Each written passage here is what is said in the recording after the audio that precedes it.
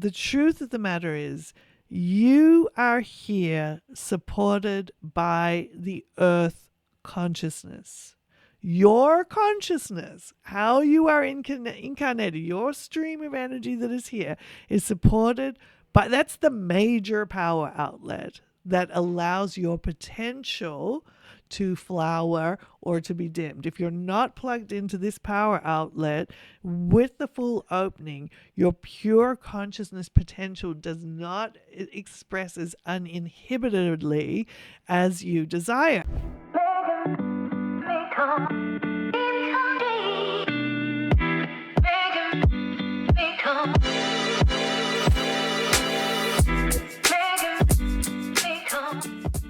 Welcome to Spread Your Third Eye podcast. I am your host, Mia Wrights, and we are here to take you beyond the veils into other dimensions with our resident guest, Georgia Jean. Hello, everybody. Such a joy to be here, as always, in my favorite pink chair. Quite literally taking us to other dimensions. Explain a little bit to our audience what you do and how you do that. Oh, okay. Sure thing. Well, if this is the first time of you catching a Spread Your Third Eye, I am a trance channel. I'm a channeler, I'd basically. say a higher dimensional channel. She's like, higher dimensional that's channel. my favorite. Yeah, I like to just think of myself as the Google of consciousness. So I basically go into a bit of a trance, and this higher frequency consciousness comes through and really answers your questions about how reality is created, how do we shift the matrix of reality.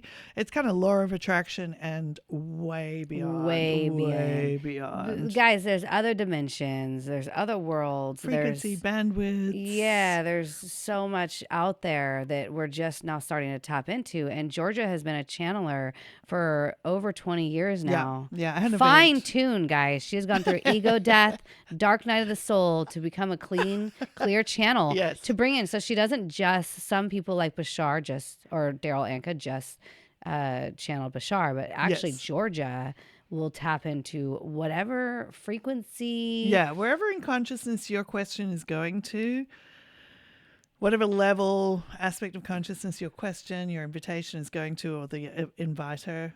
That stream of consciousness kind of matches it. And I'm just sort of like squished there in the middle, like, okay, I hear you. Okay, this is what they're saying. Yeah, very gifted. Like a gateway, basically. Yeah. Listen, I've studied channelers for quite some time now, a lot of them. And by far, she is, in my opinion, the best. I mean, she's... My favorites, no. The reason why is because she talks about the biggest picture. You know, if you want to go into storylines about the reptilians and how they're after you and like the government's got all that stuff, that's fine. But with the Georgia and the Circle of Light is the biggest picture that you are quite literally projecting your own reality through unconscious programs, traumas, generational traumas. And so they're the like collective history of humanity, imprints, patterns, programs, our biological belief structures. So maybe you are going to run these storylines of reptilians that are running the world. But she talks about how, well, first of all, it's all energy. Yeah. And you can alchemize that energy using your heart portal, guys. That's huge. And so this is why she's like so amazing. This is cutting edge information that we're bringing to you guys. It's really about taking ownership of your whole creation and then being like, okay, wow, well, if I'm really the whole writer of this computer game that we're like living avatars through, how can I completely rearrange the landscape of this human experience? And then also going into our concept of multidimensional, our relationship with quote unquote God, source, whatever you want to call it, or consciousness, how we are really channeling our creative conscious. Everybody's a channel, everyone's channeling codes of intelligence through their system and projecting it out into the world, and that becomes the reality that you experience. And this is basically because we worked with so many clients, rubber meets the road. Like, it's one thing to talk about these things theoretically, like energy theory, but then to rubber meets the road, really work with people working through stuff and like, why can't you just say like, poverty be gone? Or why can't you just be positive and your whole world shift? Or why can't you maintain the positivity? I mean, there's all this other stuff going on that makes it difficult to Yeah. be this perfect clear channel for your consciousness. So we've really gone in, and I spent hours and hours, especially, different phases of my life over this last 21 years, really just sitting in the field of energy and taking my awareness to the edge of why something was being generated so I could get insights that would match the information I was receiving energetically and verbally through the circle, and have that real aha, okay, as a human experiencing consciousness, this is what I needed to understand to get a release in my psychological programming. I mean, just like Guys, if you're aligned with us and you're watching this information, congratulations, because you're top tier getting this cutting edge. If you're if you're vibing for this, you're ready for this. Yeah, totally. And hopefully, and it's not just the words we speak as well when I'm channeling, and even in the present field, we're set up an intentional field around the show. There's a lot of codes coming through to help you move to your next sort of dimensional experience of your own reality. So that's what we're here for, to help people, individuals, and the collective. Yeah. We're ready to switch the game up, guys. We're ready to live in the world that we've always dreamt of as a kid. Yeah. And beyond. And beyond. And have fun in our physical experience. It's time to have fun. It's time to have more fun. We're trying to alleviate the suffering of humanity. Quite literally, that is what we pray about and what we open up channels for, you guys. Intention for. How can we help alleviate the suffering of humanity? Yeah. And that is a very powerful question to ask. Yes. Maybe one day we'll have an episode on the power of that question. But if you wake up and work with this energy, not just how can I make my personal life get better, which is totally valid, but also hold that intention of how can I help alleviate the suffering of humanity. You don't have to get the answers, but when you put that question forward, it opens up powerful gateways for new consciousness intelligence to come in, because you're asking it from a heart-centered space, which is good for me and good for everybody. I am part of the fabric of humanity, and when I help alleviate the suffering of humanity, I'm included in that. I'm not excluded from that. Yes. But most of us get very can't worry about humanity. I'm just trying to survive. Well, I'm just trying to survive. Yeah. And validly, most people are in kind of survival mode, and they don't even realize it. Even incredibly successful, wealthy, abundant, rich people can still very much be being driven by survival, and they may have more power to hoard resources than other people. It's like this sort of collective contribution that's coming from survival, whereas when you shift the paradigm and say, I'm part of this fabric of humanity, and how can we all help alleviate the suffering of humanity, it opens up massive portals, and also it opens up gateways and portals for you personally. So just know that. Because you are part of that. You're never not part of that. So, but the heart is creating a reality for us all that's good for me and good for everybody. There aren't winners and losers.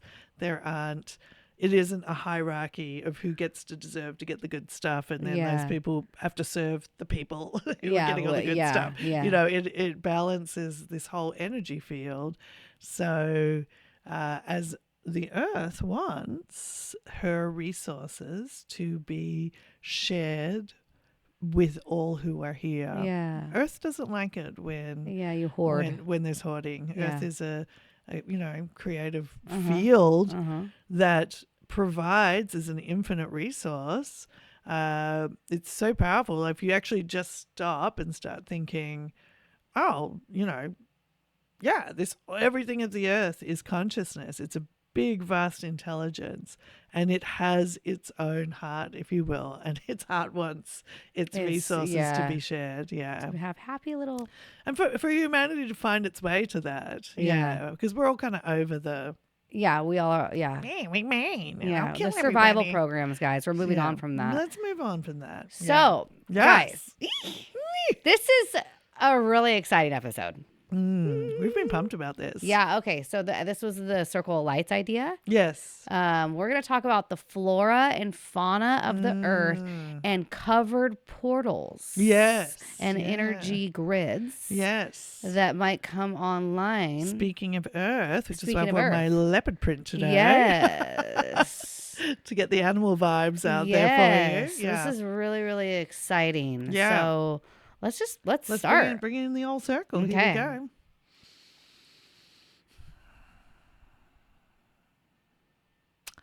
Hi, yes, indeed, dear ones. We are here and we are most delighted to make connection with you here on another magnificent day in your earth plane. All right, dear ones, it's always a great delight to come forward in this way and to be of service, helping you all to understand that bigger picture you were speaking of. Yes. So we can't wait to hear what you have to say about the energy grids, the portals that have been covered, and what's going on with the flora and fauna of the earth. Indeed. Well, explain real quick what the flora and fauna are in case some of us forgot about that in science class. Yes, indeed. So when we speak of the flora and the fauna, we're really talking about the ecosystems of the planet. So you have your animals, you have your plants. Okay. You also have your insects, you have your microbes, you have everything that is really contributing to the texture of the growth system of the planet. Mm-hmm. So, how birds and bugs and grubs and animals are all interconnected, and how this interconnection is what creates atmosphere on your planet. Mm-hmm. So when you talk about environment, as dear one Georgia was saying, the earth is a massive theater through which many different life forms are experiencing creation. And the way you perceive other life forms experiencing creation, you watch the birds, you watch the dolphins, you watch the rabbits, and you have your perception of how they are experiencing reality. It is very different from how each of these life forms are experiencing it within themselves. Because just as you have a human brain that puts together your sort of quote unquote finished product of how you're perceiving reality and manifestation, each of these life forms and each of these aspects of the ecology of the planet are also putting together a picture which is totally different from how you would even imagine it to be if you put yourself in this animal's shoes. So if you imagine yourself as a bird flying across the sky, even Georgia, who skydives, when she is flying across the sky or flying down through the sky, how she's perceiving that feeling of being in the air, or how a pilot flying a plane is perceiving flying through the sky is very different from how birds are perceiving flying through the sky. Does that make sense? Because the whole way the brain puts it all together is completely different, and the whole capacity to pick up the different frequencies that are out there in this theater of reality is what also generates the experience of whatever life form that's having it. Okay. So what we mean by that is you, in your human physical bodies, you have a certain range of frequencies that you experience life through your physical senses. And when you take in all those different pieces of information, the brain kind of packages this reality that you're having. And it's the same for all the other life forms, but frequency, the capacity to pick up frequencies and generate a reality, is different for all the life forms. So all separately, or just animals is different than plants, or like literally the ant is seeing a different reality than the fish, or wow. Well, I guess that would make sense. One's in water, but the ant is seeing a different reality than the beetle. Yes, and it's about the sense of time and space as well. So the illusion of time and space is a big way that you construct your sense of reality. So what is an hour? What is a day? What is a cycle? Etc. etc. What is a meter? What is 500 meters. Oh, so it what sees is 1,000 time meters. and space differently. Totally even differently. For the measurements. Yes. If you were to go into the consciousness of a dolphin, the way the dolphin is putting reality together is completely different, so, which is why dolphins can communicate across vast distances and create congruence with each other throughout the planet, because they don't perceive it as vast differences. Their brain is not putting what is 500 kilometers for a human is around the corner for a dolphin. Wow. Yes. I know you were saying that, like, here we are trying to wonder when we're going to make contact with aliens. But here we are amongst all these species in our world that are already interdimensional. Yeah. As far as they are registering reality. And this is why we want you to understand that the Earth consciousness is already a multi-dimensional playing field, and it has different frequency setups in different environments. Now, most of you will have had that feeling when you go somewhere else and the atmosphere just feels different. You may be sensing in on a shift in the energy grids that are defining the atmosphere of that region. Now, just on the most obvious level, if you think about, there's the jungle, there's the desert, there's the volcano area, there's the mountains, they all have different atmospheres. Why? Yeah. It's the energetic frameworks underneath that are generating that style of life form, rock structure, vibe in general. And then the storyline is, oh, well, it's just weather, or it's just the equator. So there's a linear sense to it all. But that's not really why. So it's sort of part of it, but it's not the defining part of it, if that makes sense. So, of course, naturally, an energetic grids will form where it makes sense for it to form, if that makes sense, environmentally and how it's relating. But again, remember, your perception of the Earth is very different than an ant's perception of the Earth, for example. But the ant is me, and I am the ant, correct? Exactly, so when you guys are going around, my family laughs at me because I read near-death experience books a long time ago, and I realized that is me and I am that, and I did not want to murder all the ants and smash them. And so I don't kill anything anymore because I don't want to hurt myself. In another life. That's like a future life, parallel life. I don't know. An aspect of consciousness, yes. Which it would not judge you harshly if you did, but that's a beautiful life-preserving honoring that you don't want to actively participate in the storyline of the ending of a consciousness in that regards. But we will say that when an animal form ends a consciousness, it is part of its own expression. And then just as we always say, this frequency first, manifestation second, if a rabbit has decided to complete incarnation, it will manifest a storyline to end incarnation, which could be you hitting it with your car. Wow.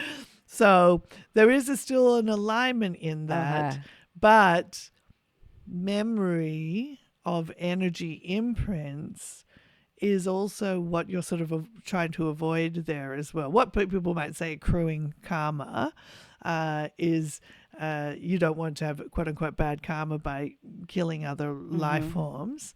From the human egoic framework, there is an impact of those experiences because you are connected to the fabric of suffering as one of the frequencies of the 3D grid. So in a way, you carry some of that weight with you. So I wanted to ask you, speaking of suffering, a couple questions. Well, first, when animals eat, so a bird comes and eats a fish and puts it in its stomach, does it stay suffocating in the stomach, or will it have the ability to just pop out of its body and go, I'm already dead, I'm gonna die, why do I need to suffer? And like the farm animals and stuff like that, do they really suffer? Very good question. So, first of all, the release of consciousness into death is always a release of that kind of memory template. So the animals are not suffering after they've crossed over. Nobody Well, is no, suffering. that's not what I'm But worried you're about. talking about the getting you to cross over. yes, yes. Like when it, like you see like a frog literally eat a dragonfly whole, and you're like, is it just what is it doing in the stomach? Is it suffocating to death? Geez, that's pretty gnarly. So, what Indeed. is Yes, the highest yes. perspective on that? So when you're talking about ecosystems where consciousness is having an energy exchange through uh, uh, so when you eat something, there is an energy intake. You are merging that consciousness with your consciousness to gain energy. And everything has an intuitive understanding of what energy sources feed their energy sources. That's really what makes up the concept of an ecosystem. So in life forms that are not in the psychological paradigm of the human experience, where the human experience has a greater framework of capacity to experience suffering, it's just not experienced by psychologically by the creatures in the same way. And once, so But remember, they run and they try to fight yes, death. yes, because existence wants to Okay. be in its form, Okay. and there is a nervous system that's geared for survival but we're talking about the difference between a psychological evaluation that of what has happening, which creates a linear spectrum of suffering. This is how the best way we can explain them. So when you as human beings go through a bad experience, you have the quote unquote bad experience and it has an imprint on you. And then you also have a way that you are psychologically reviewing that bad experience. Now, when you have a nervous system is part of that. So when you talk about trauma, PTSD, this sort of thing, that's a biological program that is keeping a memory of a traumatic event in order for you to learn from it, basically, to survive. Okay. Which is why you get that, don't do that again. You get triggered. You're like, I'm not going to avoid that. But you also have beyond that nervous system memory, which is a sort of a glitch in the wiring now, you have a different psychological framework where you review that experience as well. Okay. So you're reviewing it like, I made this mistake and then that happened and then he said this and she said that and then that. So there's a bigger picture. Does that make sense? Yeah. When an animal, and we will say this, dear ones, because we don't want to generalize about all animals operating the same, because they don't all operate the same. So what we're going to say is that depending on the animal or the creature or the life form, there is a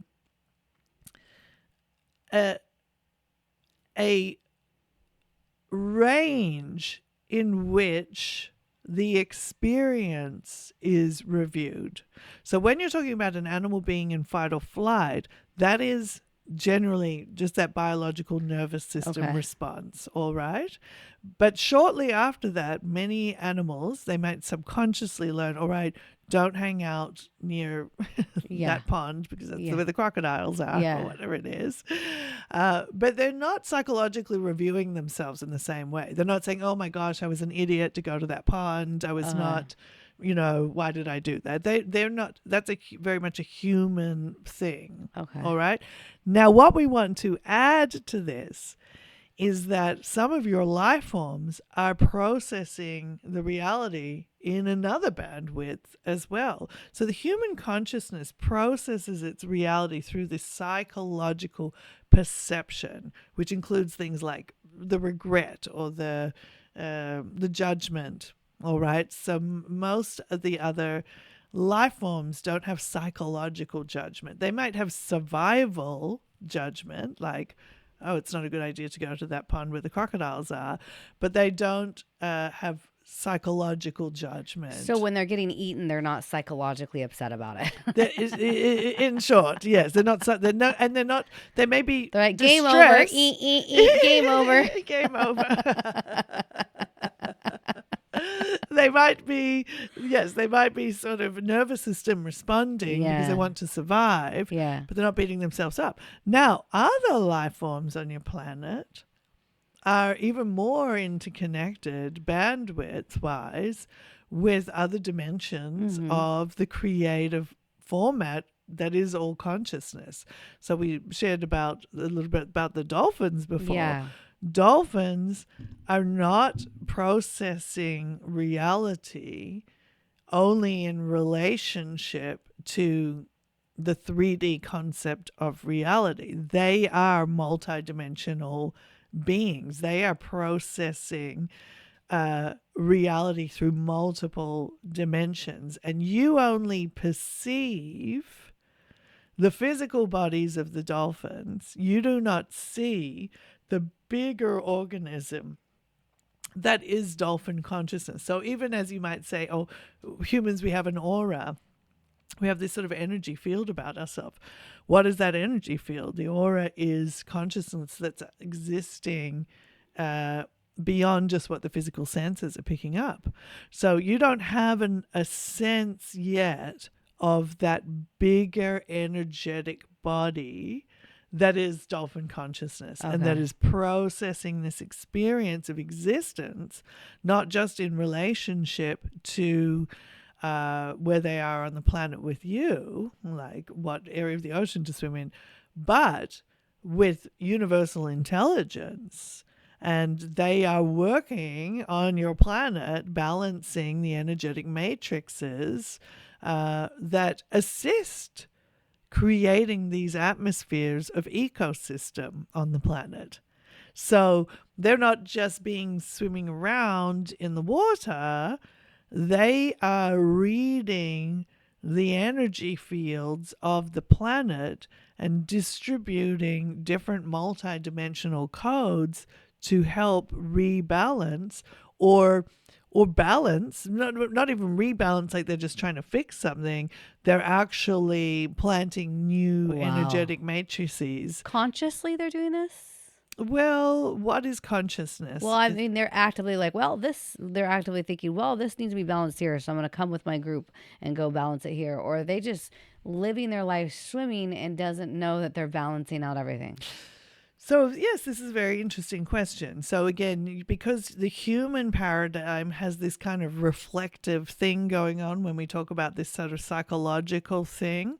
But even for yourselves, why do you want to dissolve the energetic conditioning programming influence that you have received through conditioning? I should think this way because of this. I should think this way because my family thought this way and we survived this way, for example.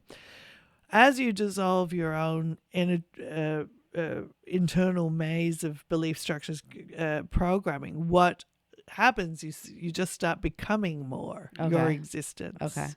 Your existence. So that reflective nature almost speaks to recognizing that there is a lag in between this is what we talk about, psychological time.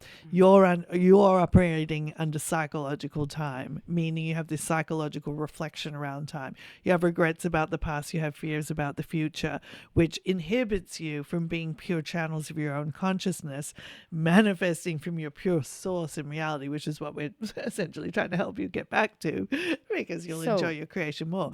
Whereas dolphins straight just manifest and they're just an open channel and they don't even think about it. They're just like, all right, like they're not even reasoning. They're not reasoning. Yes, they're not thinking about it in the way that you are. They are connected to the grids of creation in a far more innate, are they having intuitive fun? way.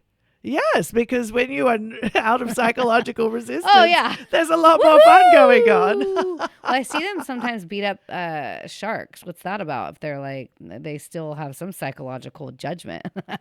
Well, there's still survival. Yeah, okay. Yes. And again, we also want to say, remember how you're perceiving any life form is still coming through your framework as well. We don't even know the story with the shark and the dolphin. You don't even, in a way, it's also your manifestation of how these life forms are interacting with one another. So you might see that when you're coming to terms with your own primitive survival programming, and you see this like higher emanating consciousness being in a survival situation. Perhaps that's a metaphor for something for yourself. Or if I break through this kind of ego death idea, I have to fight to stay in my current level of existence, and there's a bigger force that's going to overpower me, et cetera, et cetera. So remember, most of the ways you're seeing animals is also a reflection of how you're generating reality. But the consciousness what's real, guys? What's happening right now? What is even happening?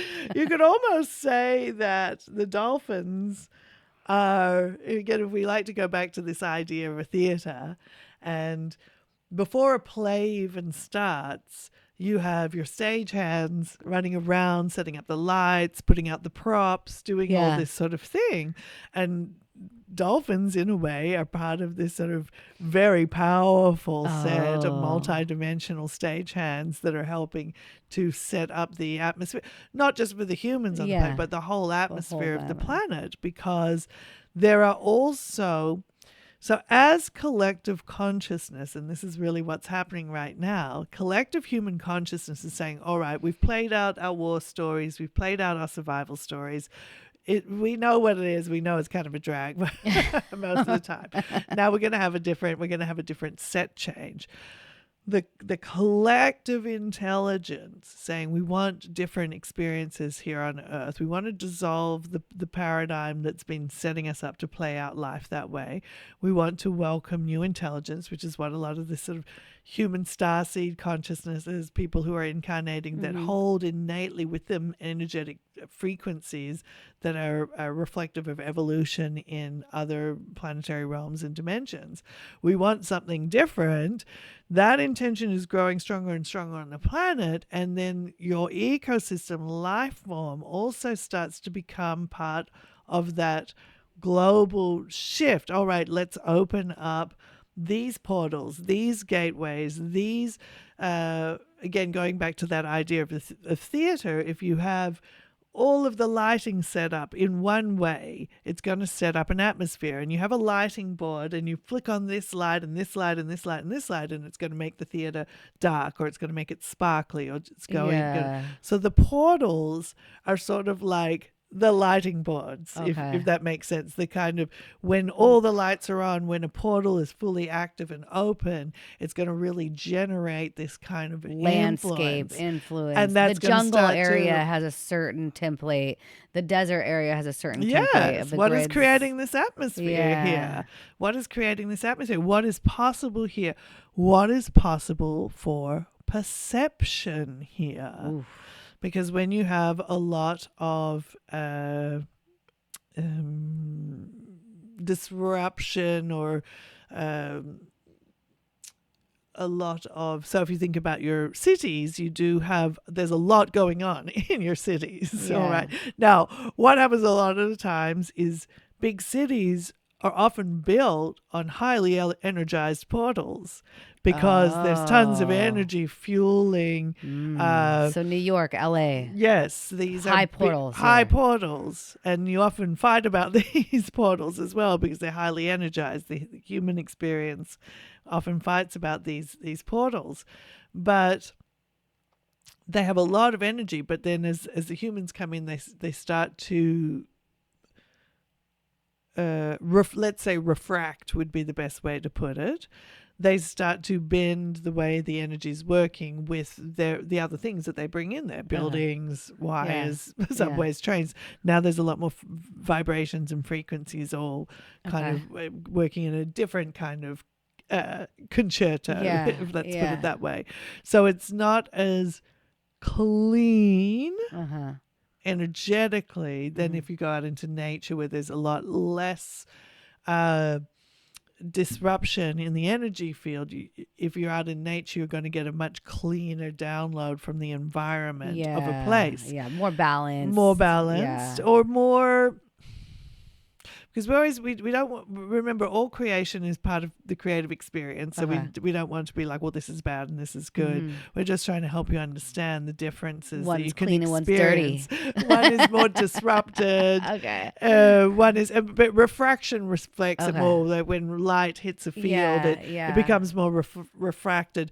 That also allows different creations to evolve in there as well. The more you refract light, the more different colors you get in that area. But if you want to get up into a sort of a straight up frequency of the potentialities of a certain earth grid, if you're out in nature, there's going to be less disruption from the human creative experience in that space, and you get stronger downloads.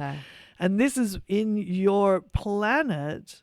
There are a lot of untapped energetic gateways that have been covered or are even hard to get to, that hold potentialities that are going to be much more congruent as you move into your greater multidimensionality, your greater awareness of where there are vibratory fields that can do more for you. So we share that in Africa, there are a lot of untapped energetic gateways, which will probably surface. But people will start to become more aware of these fields. You have to be, the only way you can become aware of these fields is when your own multidimensionality starts to become more attuned to pick them up. Whilst you are primarily experiencing life in the vibrational field that is governed by the technology of your physical senses and how it interacts with your brain's capacity to gather that information and put it into a visceral, experienceable reality, while you're governed primarily. Because you guys are basically in a video game, virtual reality, because all there is heaven. All there is the here and now. So right now, your brain is creating your now moment. It's putting together its best understanding of the information from the vibrational field that it can put together within that vibrational field. So once you attune with the opening of the pineal gland, we've discussed this in other places, relationship between the multidimensional processor of the brain, the pineal gland, and the brain, and you retrain your brains to pick up on higher vibrational fields. What are the dolphins squeaking at each other? They are sending out signals. What is the dog whistle that you can't hear sounding like the dog can hear it? Their brain can put it together. You are acclimating yourself to new vibrational fields so your brain can start giving you a reality, which will mean that when you get to these areas in your planet that are actually operating in a different vibrational field, you'll be able to sense it. Right now, you could walk through it. You wouldn't know. Now, it might still have an influence on you because the vibrational field is there. But as you become holding this intention for new experience and this greater unified field experience, these centers become more activated, they become more perceivable, and their influence becomes more actualized. So we have shared that there are fields out there that if you get into these fields, these portals, they're going to reorganize you cellularly. So you are operating at the highest level of cellular function. So they can reverse my aging. They could certainly rearrange you cellularly so your system is no longer creating the program of decay and entropy of the body. Now, what we would say to you... Just mowing over that one. Anyway, so... But we want to share something with you about that, dear one, because it wouldn't be enough for you to go there once and stay in that vibrational field. You would need to expose yourself for a period of time to that recorrection of your cellular alignment. So you are now operating, because the illusion of decay and entropy of the body is one of the illusions of the 3D human egoic experience. experience. Yeah. So in order to not function under that program, you can be exposed to fields that would take you out of that program, help your cellular consciousness align in ways that promote well-being and healing and all this sort of thing, straighten you up. But you would need to stay in those fields for longer to really get the alignments activated, such as you're building a new base level operating system. And what's going on with your technologies right now is you're also learning how to create stable things that generate a stable state like that. So you can sort of recreate what those vibrational fields would do for you if you would come across them and live in those spaces for a while. Can I call one of those portals to come under my home? Just sure thing. Yeah. Why don't I wait just... for the dolphins to roll down the street and change the grids. Of course, this is a creative field. All right. So there is a lot that your intention can do. Now, if you want the portal to open up underneath your house with that powerful intention, and this is often the concept that people have around healing centers and wanting to create a retreat center, you're creating a space that is optimized to hold these energetic frameworks. You could do that.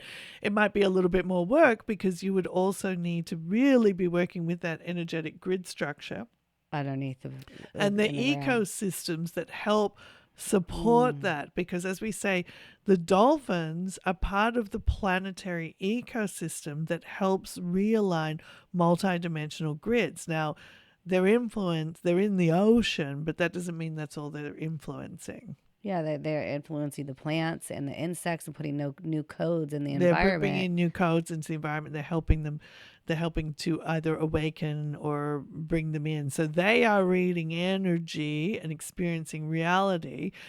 Again, they're not in a psychological paradigm that you are. You're worried about, does John at the coffee shop think I'm cute? Yeah. Dolphins don't care about that.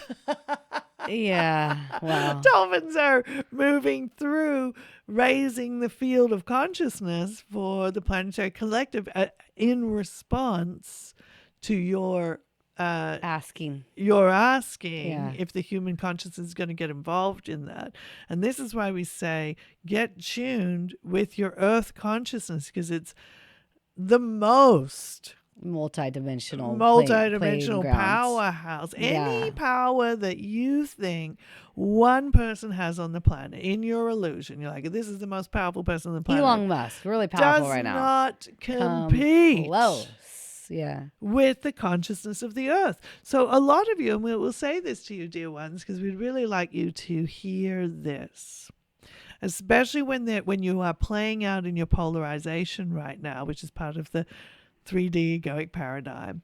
This idea of powerful leaders oppressing, controlling, all of this sort of stuff, or illuminating, whatever, however you're perceiving it right now. What we want you to hear is they are a manifestation that you are creating of this powerful other that appears to have more power over you, positive or negative, however you're perceiving it.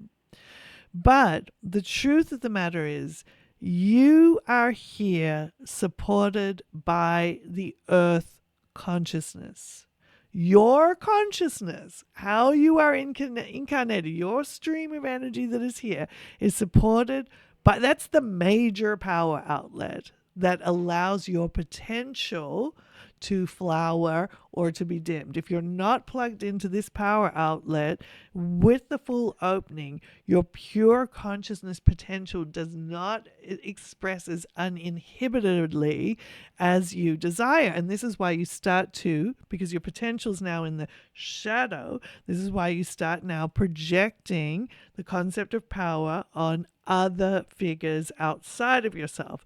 And depending on your relationship to power, psychologically, they may be positive or negative figures, you see, dear ones. So we really want you to understand that if you plug into the earth, that is the powerhouse. And especially our dear ones who do feel more interdimensional, who don't feel as familiar with the earth, try and move away from having your concept of power being connected to these political figures, organizations.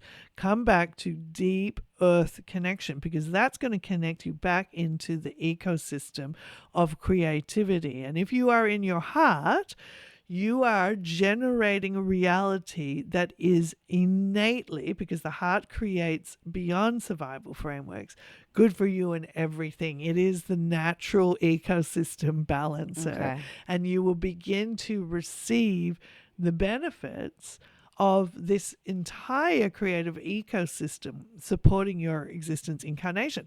What that may look to you now, but could also be, oh, you change your dietary habits to something that's supporting your body more helpfully in an organic way. Your mind will create some kind of storyline about how you became more empowered in your existence, and maybe it even will create a storyline that this system that seems to have power over you gave you an opportunity.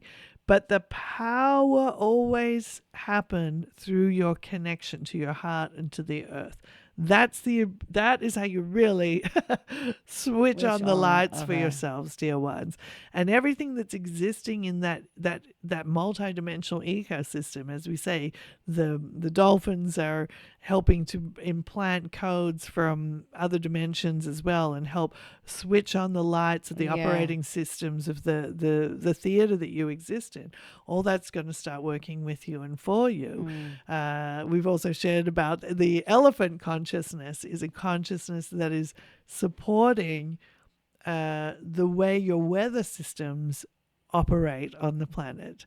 They're not just perceiving, yes, they'll perceive you as somebody that's there, but they're also perceiving a much bigger connection to earth consciousness and the consciousness of nature itself. And they're here operating that system as well. So each of the life forms have sort of different pieces of the puzzle. We're giving it this to you, sort of some general ideas that you can play with. Most importantly, ask yourself, how can I become connected to this incredible operating system and bring forth magnificent changes? That's when you'll start getting access to these different vibrational fields that will support you. You'll have knowingness where they are, how to tap into them, this sort of thing. Wow. Amazing. Yes. You truly do live in a phenomenal creative construct here. And we share these ideas because sometimes when you are so focused on survival and the mind's idea of its limited creative construct, which is how am I going to survive? How am I going to appeal to this idea of value or worth? You're missing so much of what is available for you here to play in, to explore, to experience your creativity through. And we're just trying to switch on some of those lights and get you out of this limited construct into your heart and connected to that big creative field. You're going to experience some really magnificent experiences. We're here for it. Indeed. Can't wait. That's why we started this podcast. Indeed, all this information for you guys. Life-changing, world-changing. You're welcome. Because we love you and we love us. Indeed. We adore you all so very much until we're meeting in this way or some other way. We love you very much. And for now, we'll say goodbye, dear ones. Goodbye.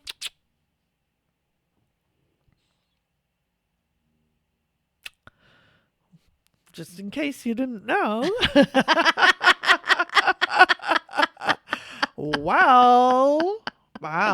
Yeah, pretty powerful. Yeah, powerful stuff. I've always wanted to know if the animals that get eaten are they really suffering, but they're like, well, they don't have a psychological mind or like like we do. It's not really what we think it is. Yeah. I had because I did have an experience where I had a client who was really trying to work on their telepathy and stuff like that. And then this was quite a few years ago. And then that dolphin consciousness came in and I was like inside the dolphin consciousness. Because when I'm channeling, I'll get a little bit less when we're having this discussive stuff. But when we're doing especially sessions or in the conference calls, which are a little bit slower and meditative, I'll get the images, they'll start pumping in the images, like, so I can really understand, oh my God, like what we see is across the ocean is like right there, Wow. the way their system can integrate information. Amazing. And then obviously, if our sense of time and space is kind of gross like that, like we're seeing like 500 Is that even real? Because isn't everything just here and now? Well, that's the whole thing, is nothing is What? real other than what our brain is putting together. I mean, honestly, you know, and it's Chew on that. Chew on that. Yeah, it's a little loop de loop, and it can be a little confronting for people who are trying to Yeah. stabilize their sense of reality. But we share this information not to get you confused by your reality, but how to enhance your reality, and to just have some little. Like, oh man, it doesn't have to be. What? I don't have to live in psychological suffering. Yeah. There's other life forms that are just not living in psychological suffering like we are, and not causing harm or this sort of stuff.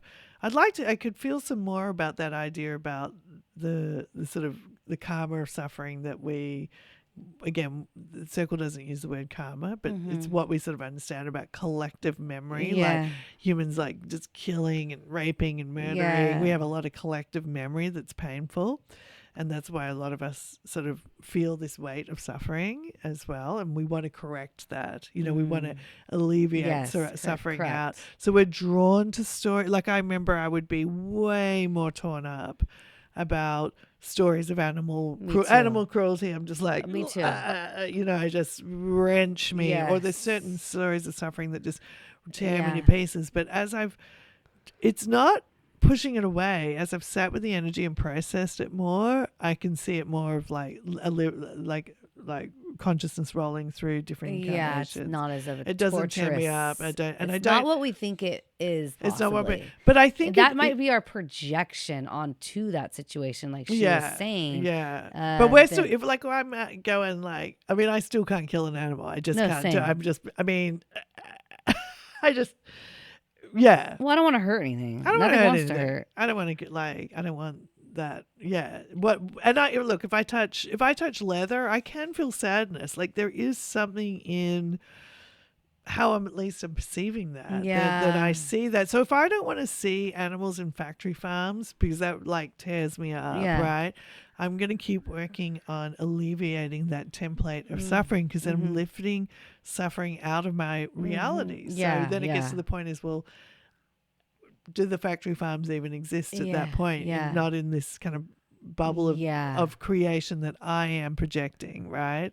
So that's how I understand that when I feel alleviated from the pressure, I've done my piece to harvest the energy out of that paradigm, basically. And then I'll see systems change. Yeah. You know, like then suddenly on the news, it's like, we've discovered how to make leather out of mushrooms, you know? And I'm like, yay. Yay, look at this cute purse. It's made out of mushrooms. Cactus and not, leather like stuff like that. So we see that evolution happen in how we're bringing things together. So that's how I perceive it a lot more, rather than, it's like the cause and the effect kind of gets reversed. It's frequency first, and manifestation second. Yeah. So, but that's so interesting. Like the gateways, the portals, the things that are going to start to uncover. Like our apparently sense of Africa is going to look very different, and I don't know how they don't like to give time. Our capacity to perceive Africa, like what is there, what we're drawn to.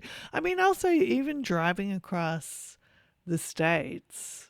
Because as an Australian, I've always been like, people are like, why do you live here? And I'm like, I don't really know. I don't know why. I don't know why I've been here for this long. I know I love my friends. I know but there's still this like, why am I here? Why am I drawn here? And then when I go out and drive across the country and I'm out in nature and I just feel this connection to the vastness of the natural beauty here, it helps me understand even to myself, like what I'm doing here. But there are places when you're driving across, I'm thinking of like the drive from like Utah to Arizona near Lake Powell, and you're in that reservation land, the vastness of what is out there and uncharted. It kind of gets a little mind-blowing. You're like, what? Because we're so used to like the city and like there's the perimeter of my reality. And then you kind of go out there and you're like, that is an endless vista out there. And there's so much consciousness there. And I'm sure that, the indigenous tribes know those regions, and they know the energy fields, and they don't, but we don't, and I don't think we're really welcome there until we get our vibration up, and then we probably won't perceive it as an intimidating desert, but a sanctuary for our consciousness. Wow. My thoughts, I don't know. I'd love to hear your thoughts. Put the comments below. Yeah. All right. Well, we'll end it there. If you want to find more of the Circle of Light and Georgia, you can go to circleevolution.com. Yep. And if you want to find more of me, we're on Instagram, spreadyourthirdeye.com. And if you want to come in and interview the Circle and hang out with me in Georgia, click the link below or go to the website and click to apply. And we might just be seeing you in the studio next. Oh, and one other thing. Buy my girl a coffee. Oh, yeah. Buy me a coffee if you like this episode. Buy me a coffee. If you love Spread Your Third Eye. Yeah, help support your girl. Support the production. If anybody wants to kind of bring their energy into this and help us to get to more people, we love that as well. So feel free if you've got ideas to help expand the show. Love that. Send us a message. And then also an exciting announcements. Yes.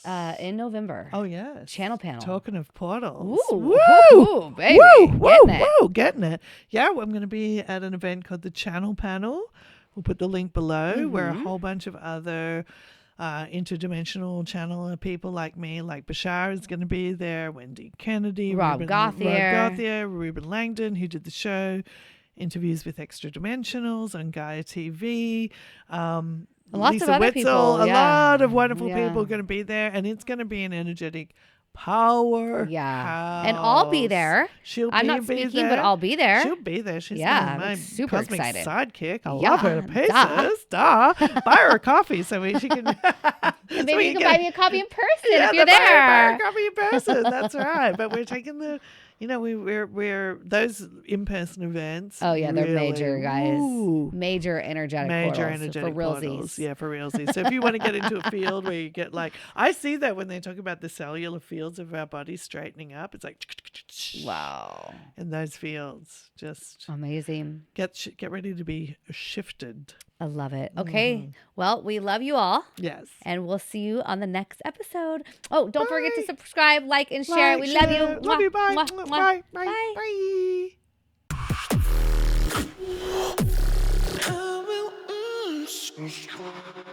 Bye.